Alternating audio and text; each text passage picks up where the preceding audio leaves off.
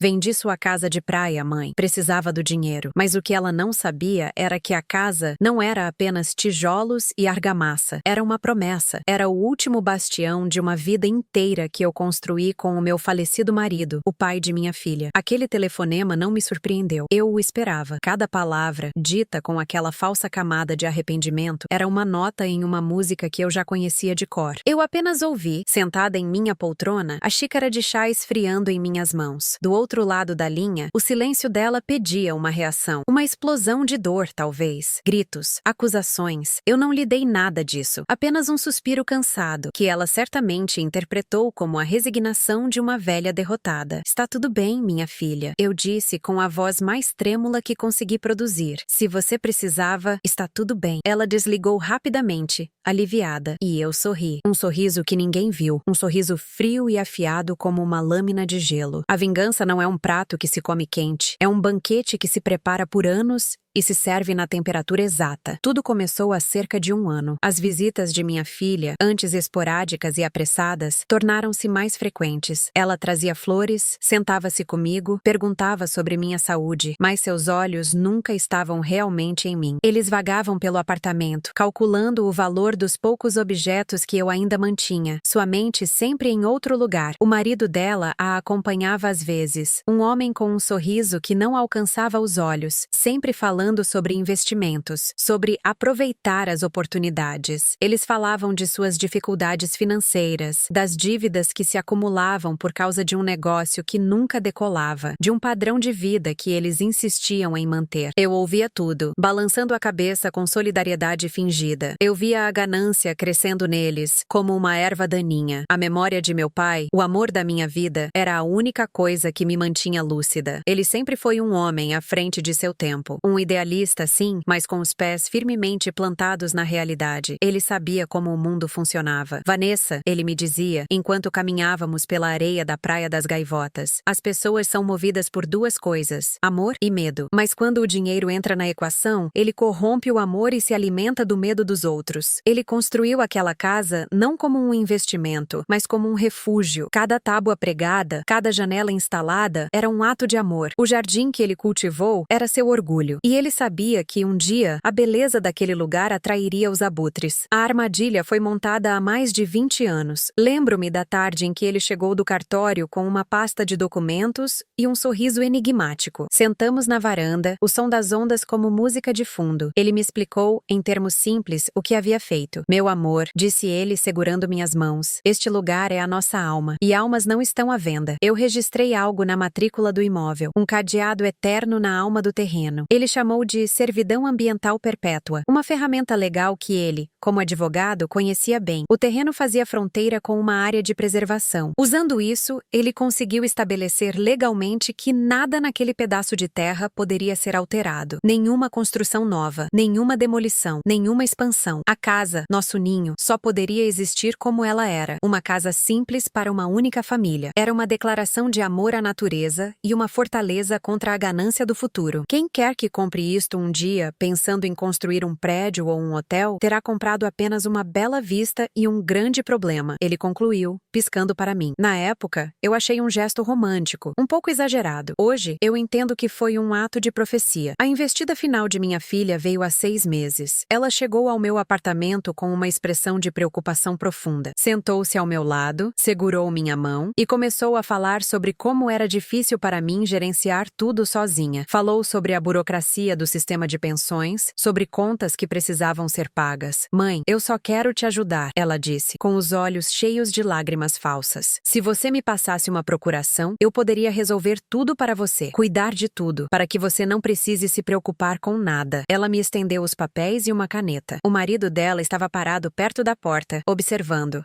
Ansioso. Eu fingi hesitação. Peguei meus óculos, li o documento lentamente, fingindo não entender os termos legais. Mas, plenos poderes? Perguntei com a voz fraca. Isso significa que você pode fazer tudo em meu nome? É só uma formalidade, mãe, para facilitar as coisas, ela respondeu, a voz suave como seda. Eu olhei para ela, vi a minha menina, a criança que eu criei, e por um instante meu coração vacilou. Mas então eu vi a mulher que ela havia se tornado, uma estranha com o rosto de minha filha, e a imagem de meu pai, seu Meu pai veio à minha mente. Assinei. Minha mão tremeu um pouco, mas não de velhice. Era a emoção contida de um caçador que acaba de armar a arapuca. Minha tia, sua irmã, me ligou algumas semanas depois. Vanessa, sua filha me ligou. Ela está tão preocupada com você. Disse que você está ficando muito esquecida. Ela está cuidando de seus assuntos financeiros agora, não é? Que bom ter uma filha tão dedicada. Eu apenas concordei. Sim, ela está cuidando de tudo. Deixei que a narrativa dela se espalhasse pela família. A imagem da mãe frágil e da filha prestativa era o disfarce perfeito. Enquanto isso, eu sabia que a engrenagem já estava em movimento. Eu sabia que a placa de vende-se logo estaria em frente à nossa casa. Eu não precisava ver, eu sentia. Um velho amigo que ainda mora na cidade costeira me confirmava tudo, sem que eu precisasse pedir. Ele me ligava para falar do tempo, dos netos, e casualmente mencionava: Vanessa, vi um corretor mostrando sua casa hoje. Pessoal de muito dinheiro pareciam investidores. Eu agradecia a informação e mudava de assunto. Eu não podia interferir. O plano de meu pai, e agora o meu, exigia paciência. A ganância precisava seguir seu curso natural. O telefonema fatídico, aquele que dá início a esta história, foi o som do gatilho sendo disparado. Vendi sua casa de praia, mãe. Precisava do dinheiro. Cada palavra foi um golpe, mas não em mim. Foi um golpe nela mesma. Eu desempenhei meu papel. Chorei um pouco ao telefone. Disse que as memórias iriam me fazer falta. Ela me consolou com frases vazias sobre começar de novo e o importante é termos uma a outra. Que piada cruel. Ela não se importava comigo. Ela se importava com o valor monetário que havia acabado de depositar em sua conta. Ela provavelmente já estava planejando como gastar cada centavo, pagar as dívidas, comprar um carro novo, fazer a viagem que sempre sonhou. Ela e o marido deviam estar comemorando, brindando ao sucesso de seu plano, rindo da velha tola que eles enganaram tão facilmente. Deixei que eles aproveitassem a breve euforia. As semanas seguintes foram de um silêncio profundo. Eu continuei minha rotina. Regava minhas plantas, lia meus livros, olhava as fotografias de meu pai. Eu esperava, não com ansiedade, mas com uma certeza calma e absoluta. Eu sabia que o comprador, um grande investidor imobiliário, não havia comprado aquela propriedade para passar os fins de semana. Ele comprou a localização privilegiada, o terreno de frente para o mar, com a intenção clara de demolir nosso ninho e erguer ali um condomínio de luxo. Ele e sua equipe de advogados logo começariam o processo de licenciamento para a construção. E então, eles encontrariam o cadeado, a pequena cláusula enterrada na matrícula do imóvel, a servidão ambiental perpétua de meu pai. O segundo telefonema veio em uma terça-feira chuvosa. O som do telefone era estridente, urgente. Eu atendi e antes que eu pudesse dizer alô, a voz de minha filha explodiu do outro lado. Um turbilhão de pânico e desespero. Mãe, mãe, você precisa me ajudar. Sua voz estava irreconhecível, aguda de pavor. O que foi, minha filha? Acalme-se, eu disse, saboreando cada sílaba. O comprador da casa, ele descobriu. Tem uma coisa no registro do imóvel, uma servidão, não sei. Ele disse que o terreno é inútil. Ele não pode construir nada, nada. Ela estava chorando agora, soluços rasgando sua garganta. Eles vão me processar, mãe. O contrato tinha cláusulas. Eles dizem que foi fraude. Eles querem o dinheiro de volta com uma multa milionária. Eu não tenho esse dinheiro. Eu já gastei parte dele. Mãe, eu vou perder tudo. O marido,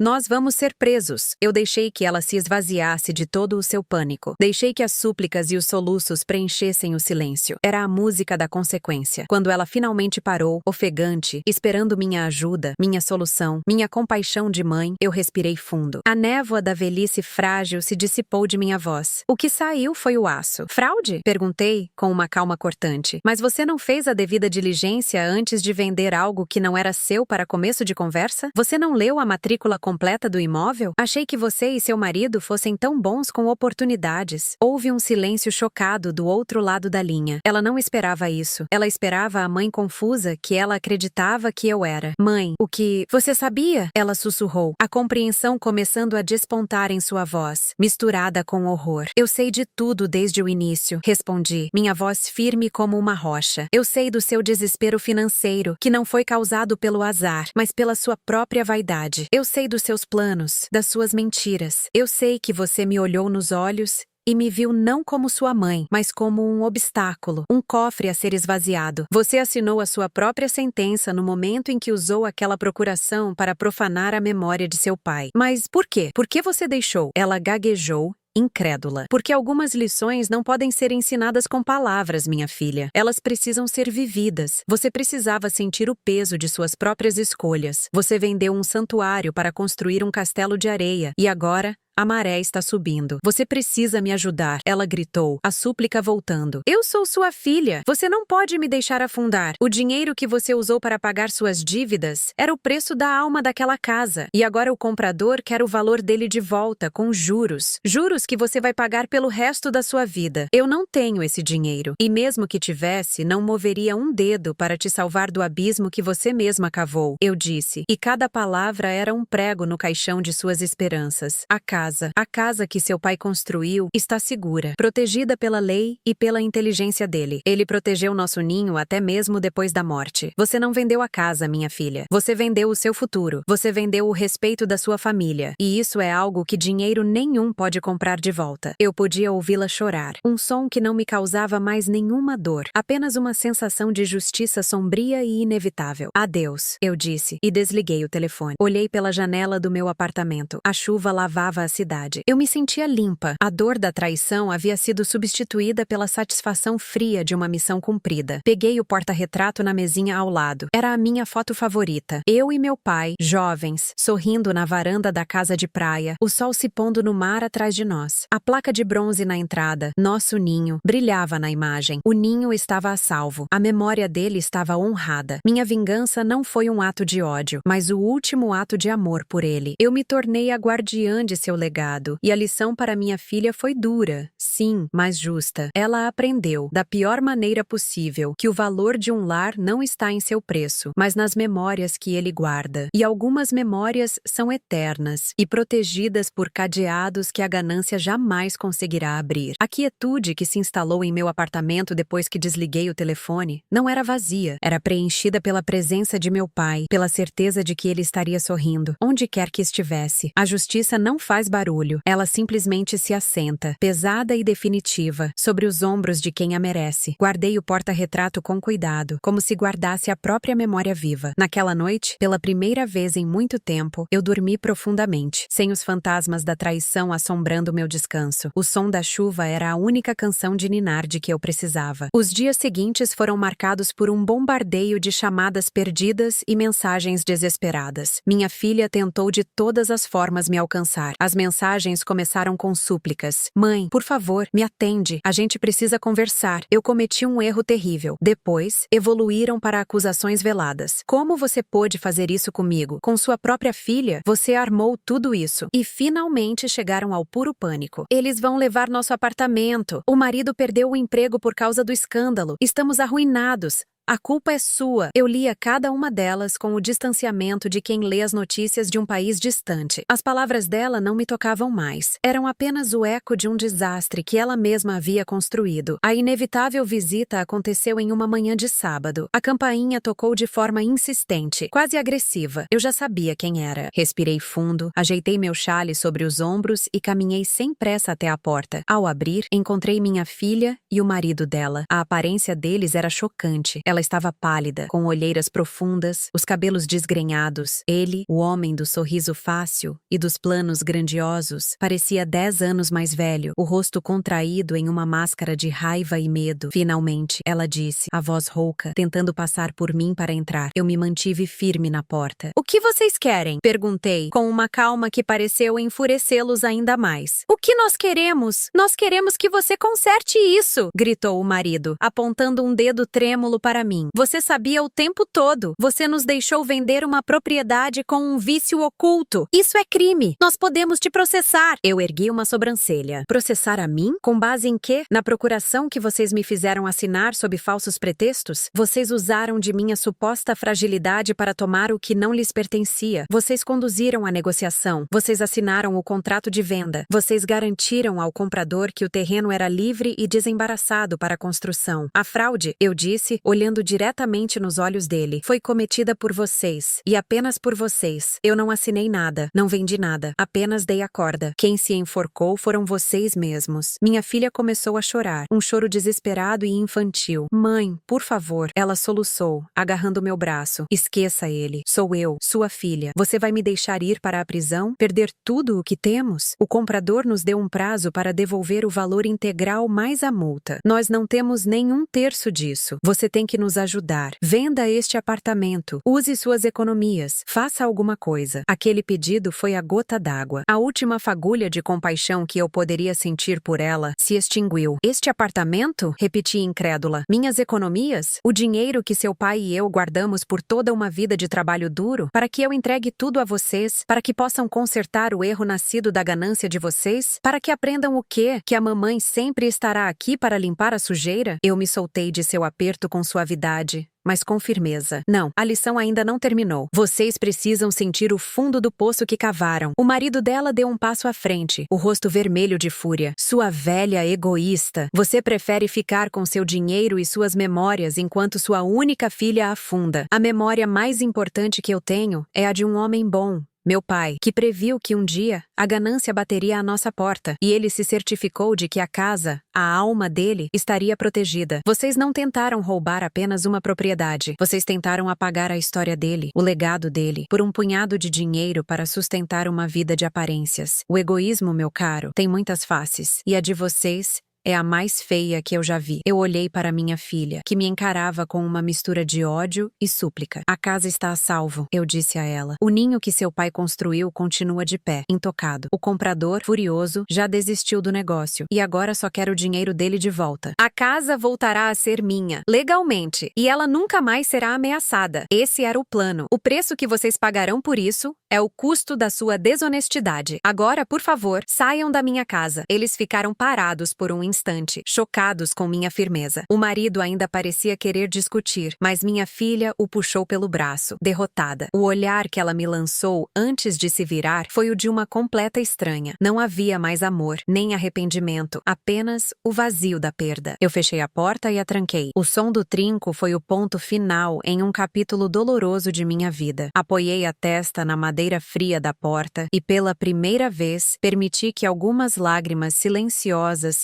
escorressem pelo meu rosto. Não eram lágrimas de tristeza, mas de libertação. Mais tarde, liguei para minha velha amiga, disse. Ela era a única pessoa que sabia de tudo, a única que me ouviu quando minhas suspeitas sobre minha filha começaram. Disse, eles estiveram aqui. Contei, com a voz ainda um pouco embargada. Ela ouviu em silêncio enquanto eu relatava a cena na minha porta. Você fez o que tinha que ser feito, Vanessa. Ela falou, com sua voz calma de sempre. O amor às vezes precisa ser duro para não se tornar cúmplice. Você honrou o seu pai. Agora cuide de você. As palavras dela foram um bálsamo. Eu não sei o que o futuro reserva para minha filha e seu marido. Talvez eles consigam se reerguer. Talvez não. Essa já não é mais a minha história. A minha história, agora, é sobre preservar um legado. No verão, pretendo voltar à casa da praia. Vou cuidar do jardim que meu pai plantou, sentir a brisa do mar na varanda e ouvir o som das ondas. O ninho está vazio, mas não está abandonado. Ele está protegido, à espera. E eu, sua guardiã, finalmente encontrei minha paz. A vingança pode ter sido fria, mas a justiça que ela trouxe aqueceu minha alma para o resto dos meus dias. Os meses que se seguiram foram como um longo e lento amanhecer depois de uma noite de tempestade. A ausência de contato de minha filha não era um vazio, mas um espaço que eu preenchia com a redescoberta de mim mesma. Eu me livrei da persona da velha frágil que precisei vestir por tanto tempo. Foi como tirar um casaco pesado e desconfortável. Voltei a frequentar o pequeno clube do livro do meu prédio. Retomei minhas caminhadas matinais no parque e, o mais importante, comecei a planejar minha volta para casa, para o ninho. Minha tia me ligou algumas vezes, sua voz sempre um misto de preocupação e curiosidade. Ela havia conversado com minha filha, que lhe contou uma versão distorcida da história, onde eu era a vilã calculista que havia armado uma armadilha por pura maldade. Vanessa, ela disse que você sabia de tudo e a deixou caminhar para a ruína, disse minha tia, em um tom de reprovação contida. E ela está errada? Respondi com calma, enquanto podava um pequeno vaso de violetas na minha janela. Eu sabia que havia um buraco no caminho. Eu a alertei sobre o perigo da ganância por anos, com palavras que ela nunca ouviu. Então, sim, eu a deixei caminhar. Algumas pessoas só aprendem onde ficam os buracos depois que caem neles. Eu apenas me certifiquei de que ela não levasse a casa da família junto para o fundo. Houve um longo silêncio do outro lado. Eu sabia que minha tia, uma mulher de bom coração, mas que sempre evitou conflitos, não entenderia completamente. Para ela, o amor de mãe deveria ser um perdão incondicional. Para mim, o amor de mãe também envolvia a responsabilidade de ensinar as lições mais duras. As notícias sobre o desastre financeiro de minha filha e do marido chegavam a mim por meio de Disse. Ela era discreta, nunca me contava nada para alimentar fofocas, mas para me manter informada. A nenhuma os viu saindo do apartamento deles com caixas. Ela me contou em um telefonema. Parece que tiveram que vender o imóvel às pressas por uma fração do valor para pagar a primeira parte da dívida com o investidor. O acordo que fizeram para evitar a prisão foi brutal. Eu ouvia, sentindo um peso no coração, mas não era culpa. Era o luto por uma filha que eu havia perdido muito antes daquele dia. E tem mais, continuou Disse. O que aquele nosso velho conhecido que trabalha com finanças me disse que o marido dela está com o nome sujo em todo lugar. Ninguém lhe dará crédito ou um emprego de confiança tão cedo. E o Voc, que tem uma pequena empresa de construção, recebeu um pedido desesperado de emprego dele, que obviamente foi negado. A reputação deles está destruída. Eu respirei fundo. Deixei que eles colhessem o que plantaram, Disse. Eu sei que sim, minha amiga. Ela respondeu com gentileza. Apenas saiba que você não está sozinha. No início da primavera, eu finalmente fiz as malas. Não levei muita coisa, apenas algumas roupas, meus livros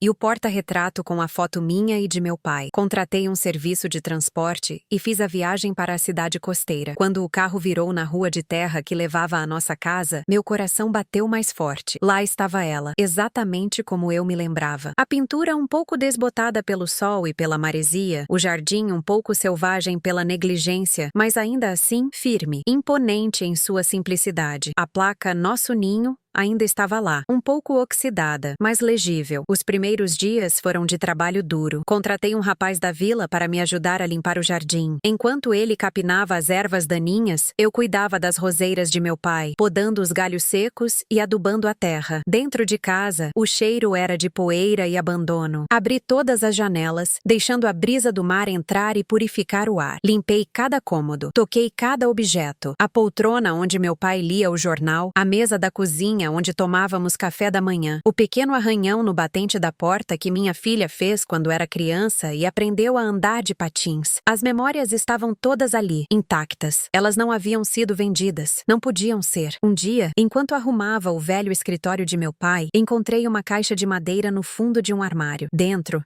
havia uma coleção de conchas, algumas cartas amareladas amarradas com uma fita e um pequeno diário de capa de couro. Era dele. Sentei-me na cadeira empoeirada e comecei a ler. Eram anotações sobre a construção da casa, pensamentos sobre o futuro e muitas declarações de amor a mim. Em uma das últimas páginas, escrita poucos anos antes de ele partir, eu li algo que fez meus olhos se encherem de lágrimas. Hoje, finalizei a servidão ambiental. Vanessa achou um exagero romântico, mas eu sinto uma paz profunda. Este lugar não é nosso para possuir, mas para cuidar. É um pedaço da nossa história, um refúgio contra um mundo que se torna cada vez mais barulhento e ganancioso. Se um dia a ganância vier bater à nossa porta, vinda de estranhos ou, que os céus não permitam, de nosso próprio sangue, este papel será meu último "eu te amo". Será a minha forma de proteger o nosso ninho, mesmo quando eu não estiver mais aqui para estender minhas asas sobre ele. Fechei o diário e o apertei contra o peito. A vingança não tinha sido apenas minha. Tinha sido dele também. Eu fui apenas a executora de seu último ato de amor e proteção. Naquele momento, todo o peso, toda a dor da traição se transformou em uma gratidão serena. A vida na praia se assentou em uma rotina tranquila. Eu caminhava na areia ao amanhecer, cuidava do meu jardim, lia na varanda e conversava com os vizinhos, como o senhor Peguei, um pescador aposentado que sempre me trazia peixe fresco. A comunidade me acolheu de volta como se eu nunca tivesse partido. A história da venda desastrosa era conhecida por todos, mas ninguém me perguntava nada diretamente. Apenas me ofereciam sorrisos solidários e xícaras de café. Cerca de um ano depois de minha volta, recebi uma carta. O envelope não tinha remetente.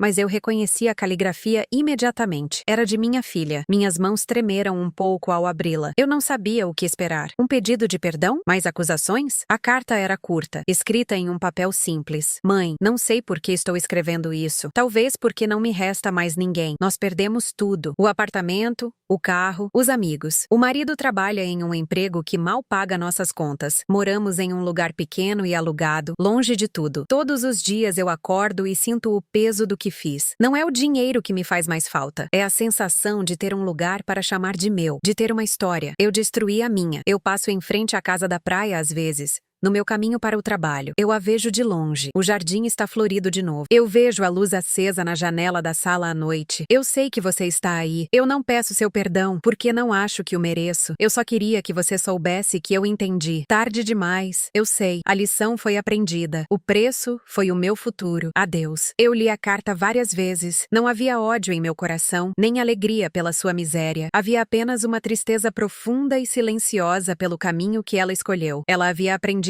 sim, da maneira mais brutal possível. Dobrei a carta e a guardei no diário de meu pai. Era o epílogo da nossa história. Naquela noite, sentei-me na varanda, olhando as estrelas sobre o oceano escuro. O som das ondas era constante, eterno. O ninho estava seguro. O legado de meu pai estava honrado. E eu, a guardiã de suas memórias, havia encontrado não a felicidade ruidosa da vitória, mas a paz silenciosa da justiça. Uma justiça que não consertou o que foi quebrado, mas que garantiu que o santuário permanecesse de pé, como um farol contra a escuridão da ganância. E isso, para mim, era o suficiente. Os meses que se seguiram àquela carta foram como a maré que sobe e desce, lavando a areia e deixando-a lisa, limpa. A rotina que eu estabeleci se tornou meu porto seguro. As manhãs eram para as longas caminhadas, sentindo a água fria nos meus tornozelos, e as tardes eram para o jardim. As roseiras do meu pai, sob meus cuidados, floresceram com uma força que eu não via há anos. Era como se a casa, livre do peso da ganância, pudesse finalmente respirar de novo. Meu amigo Peguei continuava a me visitar, trazendo não apenas peixe, mas histórias do mar e da vila, preenchendo meus dias com uma camaradagem simples e honesta. Às vezes, sentávamos na varanda, ele com seu cachimbo e eu com meu chá, e apenas observávamos o sol se pôr. Ele nunca mencionou minha filha ou o marido. Ele não precisava. Seu silêncio era uma forma de respeito, um reconhecimento de que certas dores são sagradas. Uma tarde, enquanto eu podava um galho seco de uma gardênia, ouvi o som de um carro se aproximando lentamente pela estrada de terra. Não era o carro de Peguei, nem o do rapaz que me entregava as compras. Era um carro pequeno, antigo e barulhento, que parecia lutar para não se desmanchar. Ele parou a uma certa distância do meu portão, como se hesitante. O motor foi desligado, e por um longo momento, nada aconteceu. Eu continuei meu trabalho, minhas mãos firmes na tesoura de poda, mas meu coração havia se transformado em um tambor descompassado dentro do peito. Eu sabia quem era. A porta do carro se abriu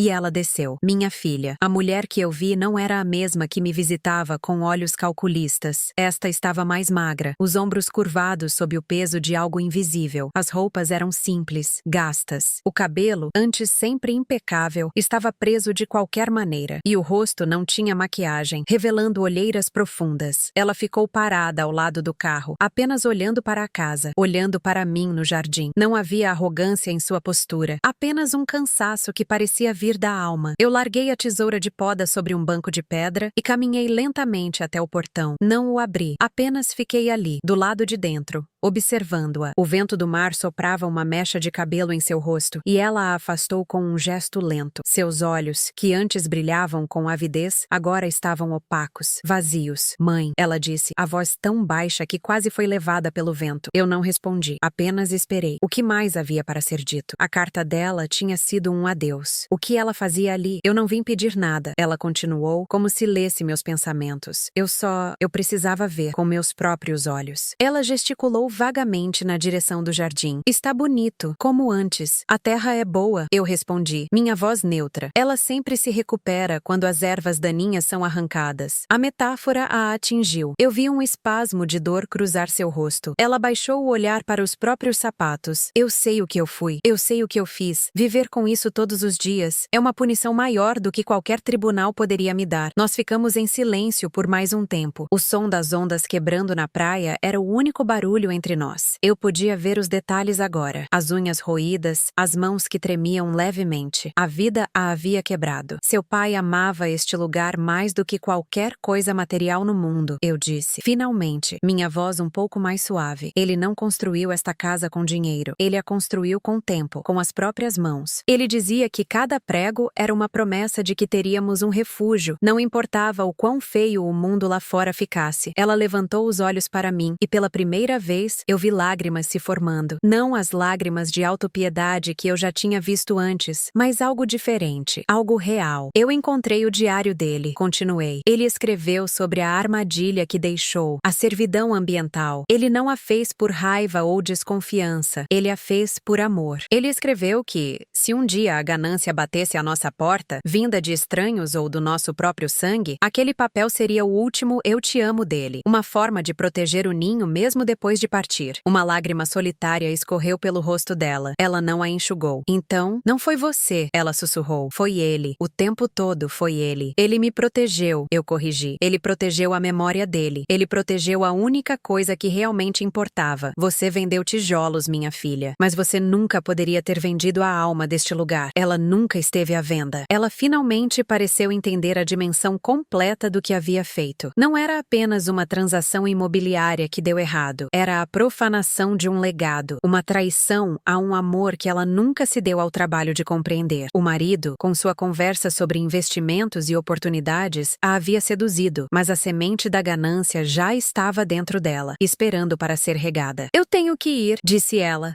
a voz embargada. Ela se virou e caminhou de volta para o carro velho, sem olhar para trás. Eu a observei entrar, ligar o motor com dificuldade e manobrar para sair da rua de terra. Eu fiquei ali, parada no portão, muito tempo depois de o som do carro ter desaparecido, deixando apenas o barulho do mar para trás. Naquela noite, liguei para Disse. Contei a ela sobre a visita. Ela ouviu em silêncio, como sempre fazia. E como você se sente, Vanessa? Ela perguntou gentilmente quando eu terminei. Eu pensei por um momento, olhando pela janela para a escuridão lá fora, onde as luzes de alguns barcos de pesca piscavam no horizonte. Eu me sinto em paz, disse. Uma paz triste, mas ainda assim, paz. A história terminou. O último capítulo foi escrito. Algumas histórias não têm finais felizes, ela disse. Elas apenas têm finais necessários. E ela estava certa. Não houve alegria em ver minha filha naquele estado. Houve apenas a confirmação sombria de que as escolhas têm consequências e que algumas dívidas não podem ser pagas com dinheiro. A justiça do meu pai não foi sobre punição, foi sobre preservação. E ele havia conseguido. O ninho estava seguro, não apenas das construtoras,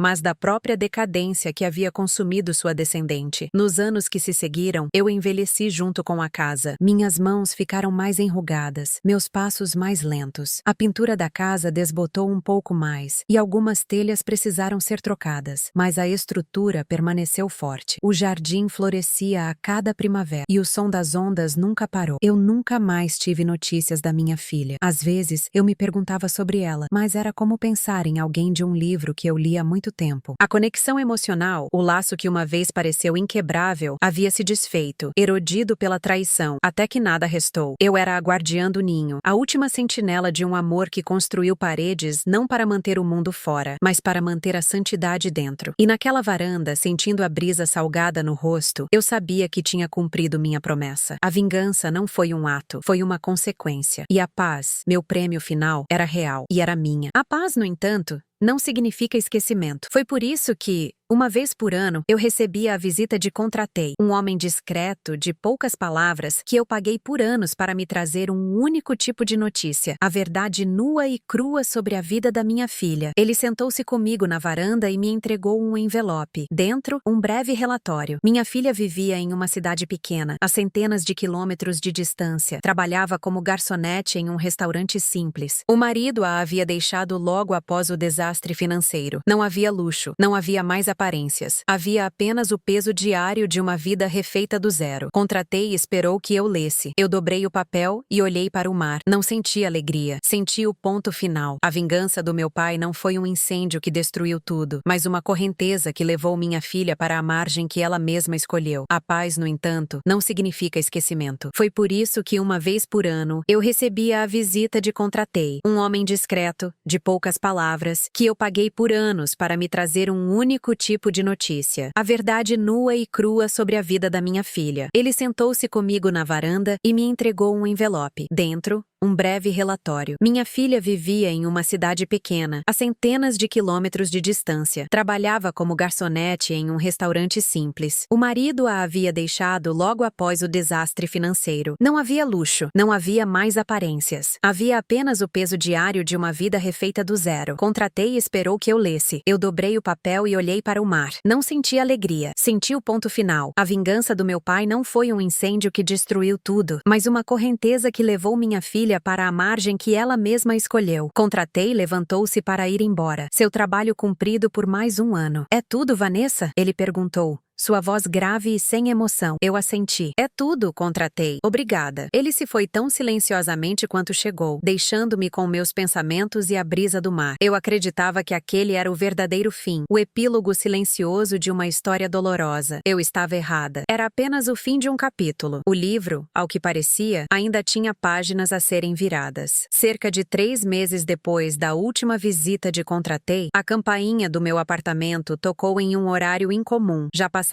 das 8 da noite. Eu não esperava ninguém. Meus dias eram rotineiros, tranquilos. Abri a porta com a corrente de segurança ainda no lugar e olhei pelo vão. Um homem alto, de terno caro e rosto crispado de raiva, estava parado no corredor. Ele não parecia um vendedor ou um vizinho pedindo uma xícara de açúcar. Havia uma aura de impaciência predatória ao seu redor. Vanessa? Ele disse, a voz cortante. Eu sei que você está aí. Sou o homem que comprou a sua casa na praia. Precisamos conversar. Eu senti um arrepio, mas não de medo. Era a adrenalina fria da antecipação. O abutre que comprou o ninho finalmente tinha vindo procurar a antiga dona. Eu fechei a porta, tirei a corrente e a abri completamente. Boa noite, eu disse com a voz mais calma que possuía. Por favor, entre. Aceita um chá? Ele me olhou como se eu tivesse oferecido veneno. Entrou no meu apartamento como uma tempestade contida, seus olhos varrendo o ambiente com desprezo, como se calculasse o valor de cada móvel e o considerasse insignificante. Ele era o tipo de homem que o meu pai descrevia, um que via o mundo como uma planilha de lucros e perdas. Eu não vim para tomar chá. Ele rosnou, parando no meio da minha sala. Eu vim para entender que tipo de golpe foi esse. Você e sua filha me venderam um terreno inútil, um elefante branco com vista para o mar. Aquele pedaço de terra vale milhões, mas está acorrentado por uma cláusula ridícula de 20 anos atrás. Uma servidão ambiental? Quem em sã consciência faz isso? Eu caminhei lentamente até minha poltrona e me sentei. Apontei para o sofá em frente. Sente-se, por favor. Ficar em pé não vai resolver o seu problema. Ele hesitou, mas acabou se sentando na beirada do sofá, o corpo tenso como uma mola prestes a saltar. Meu falecido marido fez isso, respondi com simplicidade. E ele tinha plena consciência do que estava fazendo. Ele não queria que aquele lugar se tornasse um amontoado de concreto. Ele o protegeu. Protegeu? Ele riu, um som seco e sem humor. Ele o destruiu. Ele destruiu um potencial de investimento multibilionário. Eu processei sua filha. Ela não tem um centavo para me pagar. Ela declarou falência. O juiz determinou que a venda foi legal, embora fraudulenta em sua intenção, e que a responsabilidade era dela por não ter declarado a servidão. Mas eu não acredito nisso. Eu acho que você estava por trás de tudo, uma velhinha esperta se fazendo de vítima. Eu peguei minha xícara de chá, que já estava na mesinha ao lado. Estava fria. Tomei um gole mesmo assim. Você me superestima, eu disse. Eu apenas observei os acontecimentos. Minha filha fez as escolhas dela. Ela assinou os papéis. Ela pegou o seu dinheiro. Ela lhe contou as mentiras. A ganância dela a cegou para os detalhes. Detalhes que estavam lá, no registro do imóvel, para quem quisesse ver. Eu quero meu dinheiro de volta, ele disse, inclinando-se para a frente, a voz baixando para um sussurro sussurro ameaçador. E já que sua filha não pode pagar, talvez você possa. Ou podemos encontrar outras maneiras de resolver isso. A ameaça pairou no ar entre nós, pesada e feia. Eu o encarei, não com desafio, mas com uma espécie de curiosidade clínica. Eu vi o desespero por trás da raiva. Ele tinha sido superado, enganado, não por mim, mas por um homem que já estava morto há anos. A armadilha do meu pai não era apenas legal, era psicológica. Ela atacava o ego de homens como aquele. Eu não tenho o seu dinheiro, eu disse, a voz firme. E mesmo que tivesse, ele não é seu por direito. Você comprou uma casa. A casa está lá. Ela é sua. Você pode usá-la, passar férias nela, sentir a brisa do mar na varanda. Você apenas não pode demoli-la para construir seu monumento à ganância. O contrato que você assinou lhe deu a propriedade, não o direito de destruir sua alma. Alma? Ele cuspiu a palavra. Não me venha com essa conversa poética. Estamos falando de negócios. Não, eu o corrigi suavemente. Você está falando de negócios. Eu estou falando de um legado. E lamento informar, mas o legado venceu. Ele se levantou de um salto, o rosto vermelho. Por um momento, pensei que ele poderia perder o controle, mas ele apenas andou de um lado para o outro na minha pequena sala, como um animal enjaulado. Isso não vai ficar assim, ele disse, apontando um dedo para mim. Você vai se arrepender disso. Existem maneiras de anular uma servidão como essa. Advogados, juízes, tudo tem um preço. Eu sorri, meu primeiro sorriso genuíno na frente de um estranho em muito tempo. Boa sorte com isso. Meu marido era o melhor advogado que eu já conheci. Ele construiu aquela fechadura para ser eterna. Ele usou o próprio sistema que você tanto admira para proteger algo que o dinheiro não pode comprar. Agora, se me der licença,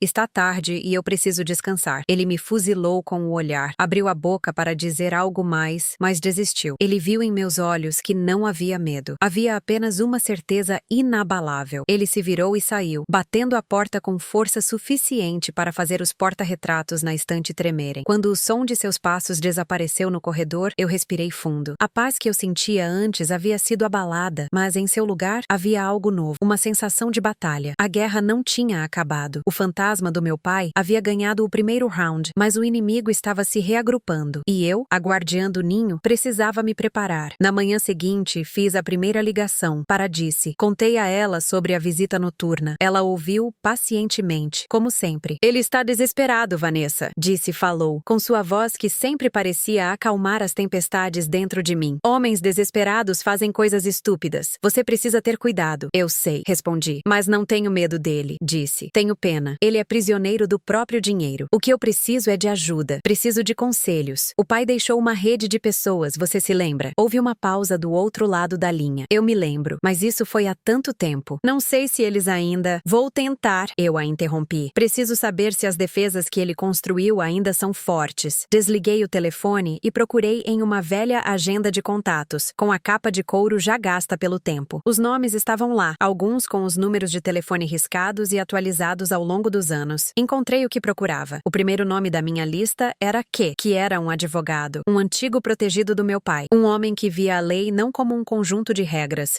mas como um poema que precisava ser interpretado. Liguei para ele. Surpreendentemente, ele atendeu no segundo toque. Quê? Eu disse. Vanessa? É você? Céus. Há quantos anos? A voz dele era mais velha, mas a energia ainda estava lá. Eu expliquei a situação rapidamente. A venda, a servidão, a visita do comprador furioso. Ele ouviu sem interromper. O bom e velho Caleb, que disse ao final, com uma risada baixa. Ele sempre estava 10 passos à frente. Uma servidão ambiental perpétua, vinculada a uma área de preservação. É uma obra de arte jurídica, Vanessa. É quase impossível de reverter. Quase. O que significa quase? Perguntei, o coração apertando um pouco. Significa que um homem com dinheiro e raiva suficientes pode tentar encontrar brechas. Pode alegar interesse público. Pode tentar provar que a área de preservação adjacente já não tem mais valor ecológico. Ele vai gastar uma fortuna em laudos, especialistas e advogados. Vai se arrastar por anos nos tribunais, mas a chance de ele ganhar é mínima. A lei protege esse tipo de acordo com unhas e dentes, especialmente hoje em dia. Então o que eu faço? Perguntei. Nada, respondeu Q. Você não faz absolutamente nada.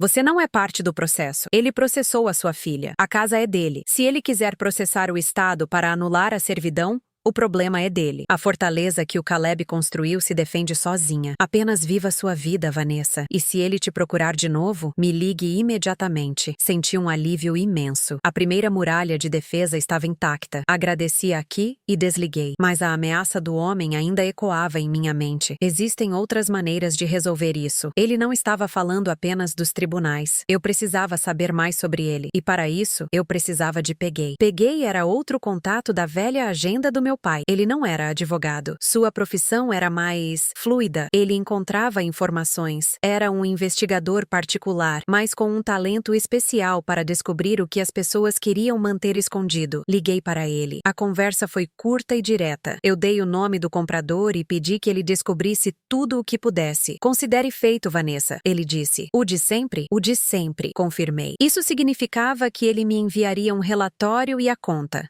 Sem perguntas. Enquanto esperava, os dias se arrastavam. Eu me sentia como nos velhos tempos, quando meu pai pegava um caso complicado. A casa ficava em silêncio, mas a mente dele trabalhava em alta velocidade. Eu aprendi a ler os sinais, a esperar. Agora, eu estava fazendo o mesmo. A diferença é que a batalha era minha. Uma semana depois, um envelope pardo apareceu debaixo da minha porta. Era de Peguei. O relatório era detalhado. O homem, um magnata do setor imobiliário, tinha um histórico de projetos agressivos e litígios. Ele era conhecido por usar táticas de intimidação para conseguir o que queria, mas o relatório também revelou uma fraqueza. Ele estava financeiramente super estendido. A compra da casa de praia havia sido uma aposta alta, feita com dinheiro de investidores que agora estavam pressionando por resultados. O elefante branco não era apenas uma frustração, era uma ameaça real ao seu império. Isso explicava o desespero e o tornava mais perigoso. O relatório de Peguei também continha uma informação que me gelou. Ele havia tentado entrar em contato com minha filha novamente, não através de advogados,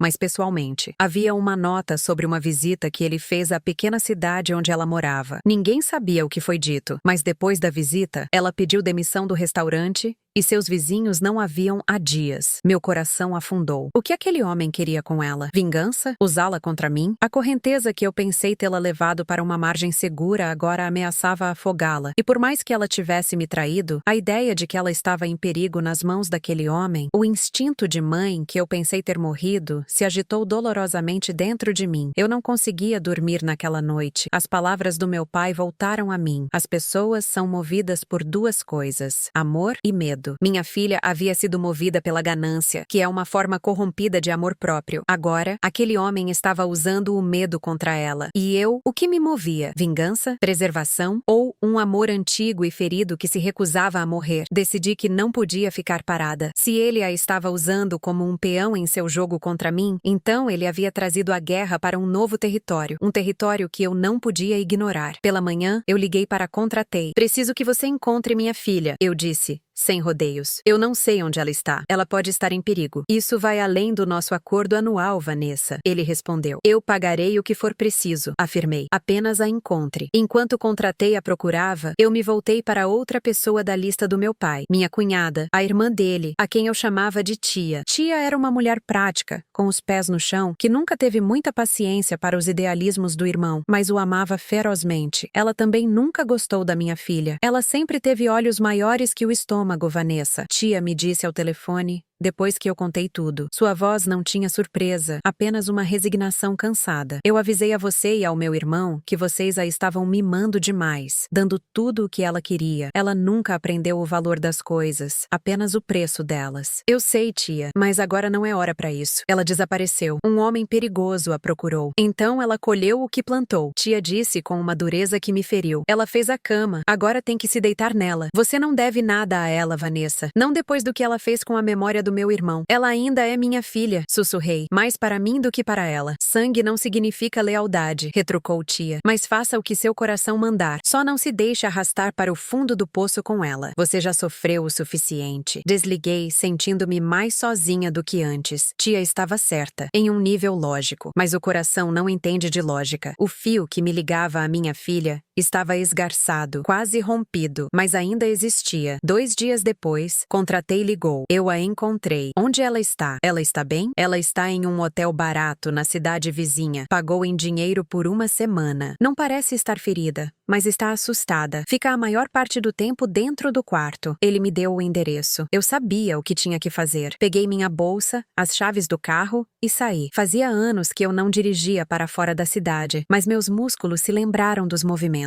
A estrada parecia longa e interminável. Cada quilômetro era uma mistura de raiva e preocupação. Raiva por ela ter se colocado naquela situação, por ter me forçado a entrar novamente em sua vida caótica. Preocupação pelo que aquele homem poderia ter feito ou dito a ela. Encontrei o hotel. Era um lugar sombrio e anônimo na beira da estrada. Fui até a recepção e perguntei pelo número do quarto dela. Subi as escadas, o carpete poído abafando meus passos. Parei em frente à porta e respirei fundo. Bati. Nenhuma resposta. Bati de novo, mais forte. Filha, sou eu, sua mãe. Abra a porta. Ouvi um barulho lá dentro, e então o som da corrente sendo arrastada. A porta se abriu uma fresta. O rosto que me olhou estava devastado, pálido, com olheiras profundas, os olhos vermelhos de tanto chorar. Ela parecia 10 anos mais velha do que da última vez que a vi. Ela abriu a porta completamente e recuou, como se minha presença a queimasse. Entrei e fechei a porta atrás de mim. O quarto era pequeno e cheirava a cigarro velho e desespero. As roupas dela estavam jogadas sobre uma cadeira. "O que você está fazendo aqui?" ela perguntou, a voz rouca. "Contratei e te encontrou", respondi simplesmente. Eu estava preocupada. Aquele homem, o comprador, ele me procurou e eu soube que ele também procurou você. O que ele queria? Ela se encolheu e sentou na beirada da cama, abraçando os próprios joelhos. Ela não respondeu imediatamente. "Ele me ofereceu um acordo", ela finalmente disse, olhando para o chão. "Ele disse que retiraria o processo contra mim, que esqueceria a dívida. Ele até me daria um pouco de dinheiro, o suficiente para recomeçar, para ir para bem longe." "E o que ele queria em troca?" perguntei, já sabendo a resposta. Ela levantou os olhos para mim, e neles eu vi a profundidade de sua vergonha. "Ele queria que eu testemunhasse contra você. Queria que eu dissesse que você planejou tudo, que você me usou para aplicar um golpe nele. Queria que eu assinasse uma declaração dizendo que você estava senil quando meu pai fez a servidão, que ele se aproveitou da sua condição. Qualquer coisa para invalidar o documento. Qualquer mentira que os advogados dele pudessem usar." Eu senti o ar sair dos meus pulmões. A traição dela, a venda da casa, doeu. Mas isso era um outro nível de crueldade. Ela estava disposta a destruir a minha reputação, a manchar a memória do próprio pai para se salvar. "E você?" perguntei, a voz um fio. "O que você disse?" Eu pedi um tempo para pensar", ela gaguejou. "Foi por isso que eu fugi. Eu não sabia o que fazer." "Você não sabia o que fazer?" repeti incrédula. "A escolha era entre a verdade e cometer perjúrio para destruir sua própria família. E você precisou de um tempo para pensar?" Lágrimas começaram a escorrer pelo rosto dela. "Você não entende. Minha vida acabou. Eu não tenho nada. Ele me ofereceu uma saída. Ele te ofereceu uma cova mais funda", eu exclamei, minha calma finalmente se quebrando. "Você não percebe que ele a usaria e depois a descartaria como lixo? Você seria apenas uma ferramenta quebrada para ele. Você realmente achou que ele a deixaria em paz?" "Eu não sei o que eu achei", ela gritou, chorando abertamente agora. "Eu só queria que a dor parasse." Eu a observei soluçar, uma figura patética em um quarto de hotel barato. A raiva dentro de mim começou a se dissipar, substituída por um cansaço profundo e avassalador. O cansaço de uma vida inteira de decepções com ela. Sentei-me na cadeira em frente a ela. O silêncio se instalou no quarto, quebrado apenas por seus soluços. "Seu pai", comecei, a voz baixa. Ele me deu uma pasta, junto com os documentos da casa. Uma pasta para ser aberta em caso de emergência. Eu a abri ontem à noite. Ela ergueu a cabeça, o rosto molhado. Dentro dela havia uma carta. "Para você", continuei. Eu tirei um envelope amarelado da minha bolsa. A caligrafia dele, forte e angular, estava na frente. "Para minha filha, caso um dia ela se perca." Eu estendi o envelope para ela. As mãos dela tremiam tanto que ela mal conseguia segurá-lo. Com dedos hesitantes, ela o abriu. Eu a observei ler. Vi suas expressões mudarem de confusão para choque e finalmente para uma dor lancinante, uma dor que parecia vir da alma. Eu não precisava ler a carta. Meu pai a havia lido para mim antes de lacrá-la, anos atrás. Ele previa tudo. A carta não era de condenação, era de uma tristeza profunda. Ele falava do amor que sentia por ela, das esperanças que tinha para sua vida, e ele falava da ganância como uma doença, uma febre que cega as pessoas para o que realmente importa. Ele explicava mostrava que a servidão não era uma armadilha para ela, mas uma proteção para a memória deles. E no final, ele escreveu: "Se você está lendo isso, é porque escolheu o dinheiro em vez do amor. E eu te perdoo, mas o perdão não apaga as consequências. Eu espero do fundo do meu coração que um dia você encontre o caminho de volta para si mesma. O caminho de volta para casa não é um lugar, minha filha, é um sentimento. E eu espero que você o encontre." Ela terminou de ler e o papel caiu de suas mãos. Ela me olhou, os olhos arregalados de uma compreensão terrível. A armadilha do pai não era apenas legal, era moral. Ele a havia encurralado, não com a lei, mas com o amor incondicional dele, o amor que ela havia traído. Ele sabia, ela sussurrou. Ele sempre soube. Ele conhecia a natureza humana, eu corrigi. E ele te amava o suficiente para te dar uma última chance de se salvar. Não do processo,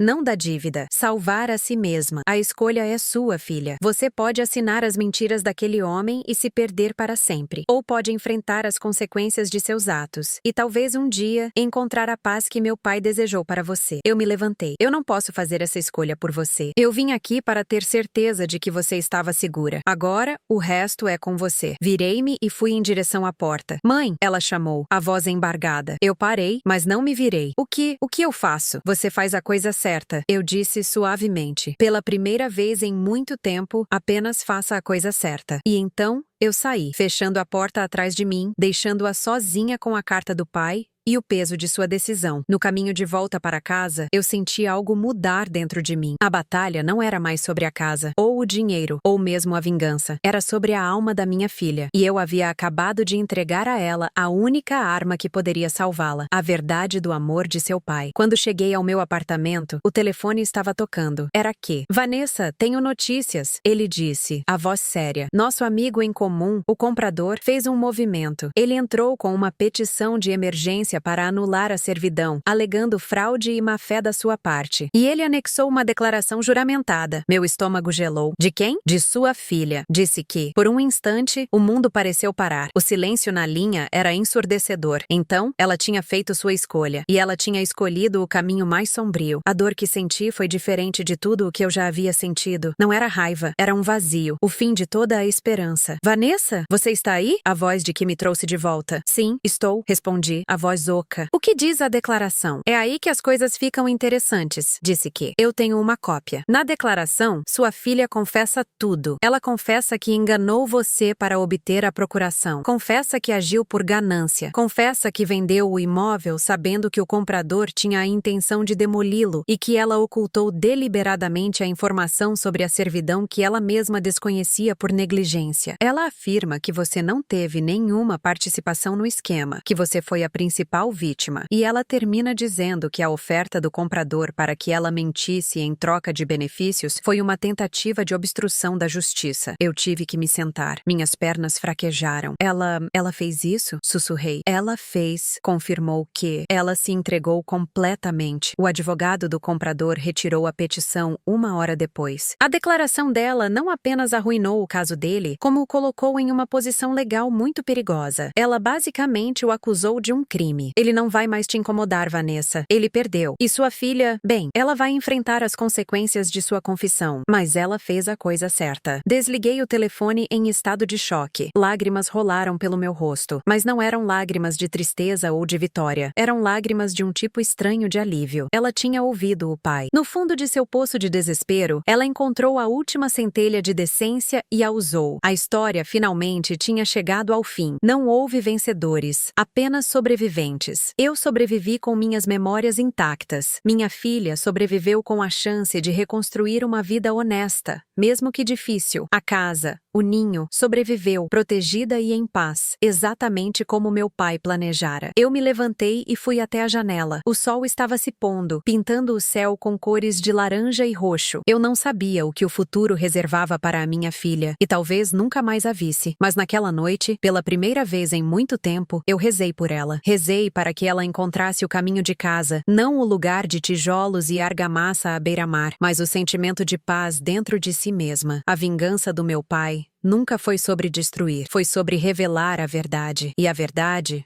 por mais dolorosa que fosse, tinha finalmente libertado a todos nós. O banquete frio da vingança havia sido servido, e no final, o único prato que restou foi a amarga, mas redentora, sobremesa da verdade. E com isso, eu finalmente pude encontrar a minha própria paz. Uma paz real, completa e finalmente duradoura.